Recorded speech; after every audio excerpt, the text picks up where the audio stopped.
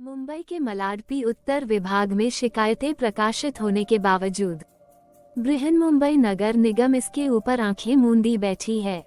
नाम मोहम्मद अल्ताफ शेख, काम अवैध बांधा काम। क्या आपने कभी सोचा है कि सरकारी कार्रवाई के बावजूद शहर में अवैध निर्माण क्यों बढ़ रहे हैं?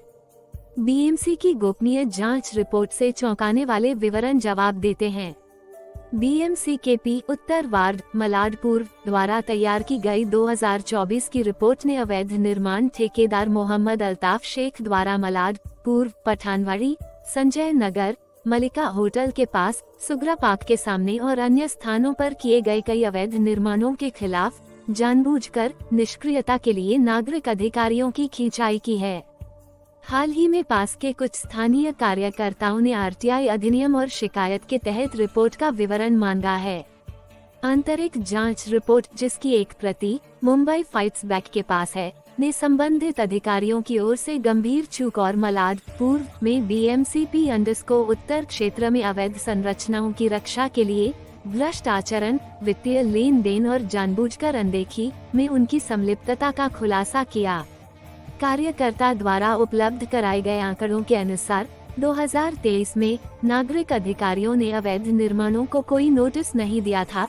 इतने सारे अवैध निर्माण जो अनाधिकृत निर्माण ठेकेदार अल्ताफ द्वारा किए गए थे, जबकि कई शिकायतों और अनुवर्ती कार्रवाई के बाद भी उन्हें ध्वस्त नहीं किया गया।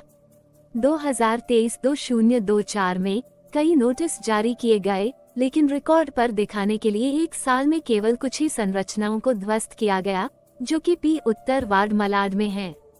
रिपोर्ट में ये भी बताया गया है कि greater municipal P north ward के नगर निगम के सहायक इंजीनियरों नामित अधिकारियों ने मलाड पूर्व और पश्चिम में कुल संरचनाओं का केवल 18% ध्वस्त किया। कार्यकर्ता ने कहा, ठेकेदार अल्ताफ के अवैध निर्माणों के खिलाफ तत्काल कोई कार्रवाई नहीं की जा रही है। वास्तव में तत्काल कार्रवाई दिखाने के लिए अधिकारियों ने अधूरे निर्माण किए और जानबूझकर लोगों और अवैध निर्माण ठेकेदारों को इसे फिर से बनाने का मौका दिया। रिपोर्ट में मामले को जिस लापरवाही से संभाला गया, उसके लिए अधिकारियों के बीच भ्रष्टाचार को भी मुख्य कारण बताया गया है। ऐसा प्रतीत होता है कि इस तरह के काम में बड़े पैमाने पर वित्तीय लेन देन और भ्रष्टाचार हो रहा है। अधिकारी जानबूझकर अनधिकृत संरचनाओं के खिलाफ कार्रवाई नहीं कर रहे हैं। कर्मचारियों को दोषी ठहराते हुए रिपोर्ट में आगे कहा गया है, अगर ध्वस्तीकरण के काम की रोजाना निगरानी की जाती और ठीक से निगरानी की जाती तो इस तरह की घटनाओं से बचा जा सकता था। साथ ही अगर ऐसी संरचनाओं के खिलाफ कार्रवाई की जाती तो पी नॉर्थ वार्ड की छवि खराब नहीं होती। मुंबई फाइट्स बैक से बात करते हुए राष्ट्रीय भ्रष्टाचार निरोधक अपराध रोकथाम के संस्थापक और अध्यक्ष श्री मोहन कृष्ण ने कहा, रिपोर्ट ने अवैध निर्माणों के खिलाफ अधिकारियों की निष्क्रियता पर गंभीर सवाल उठाए हैं। इससे पता चलता है कि पी नॉर्थ वार्ड में अवैध निर्माण क्यों जारी है। सामाजिक कार्यकर्ता राष्ट्रीय भ्रष्टाचार निरोधक अपराध रोकथाम के संस्थापक और अध्यक्ष श्री मोहन कृष्ण ने दावा किया, बीएमसी उनसे कर कैसे वसूलेगी और संपत्ति का मूल्यांकन कैसे किया जाएगा। ये पूरी तरह से समन्वित भ्रष्ट गतिविधि है। नागरिक प्रशासन की जानकारी के बिना कुछ भी नहीं होता है। डेवलपर्स लंबे सप्ताहांत और छुट्टियों का लाभ उठाते हैं। अधिकारियों को प्रत्येक इमारत और उसकी स्थिति के बारे में पूरी जानकारी होती है। वे केवल रिकॉर्ड में दर्ज करने के लिए नोटिस जारी करते हैं। बीएमसी अधिकारियों की भागीदारी के बिना सीवरेज लाइनों को कैसे जोड़ा जा सकता है और पानी की सुविधा कैसे दी जा सकती है।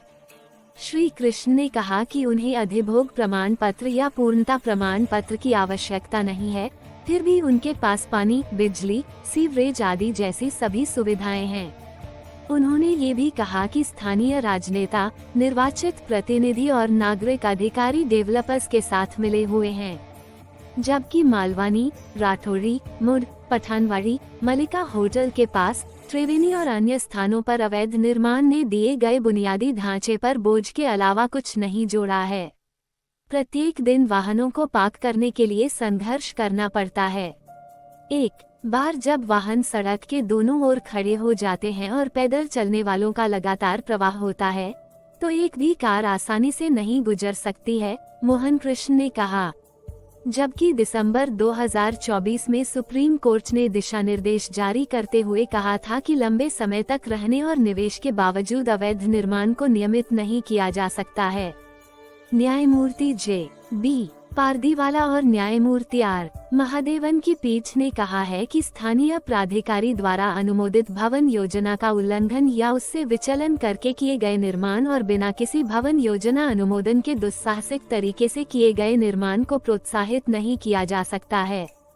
प्रत्येक निर्माण को नियमों का कड़ाई से पालन करते हुए किया जाना चाहिए।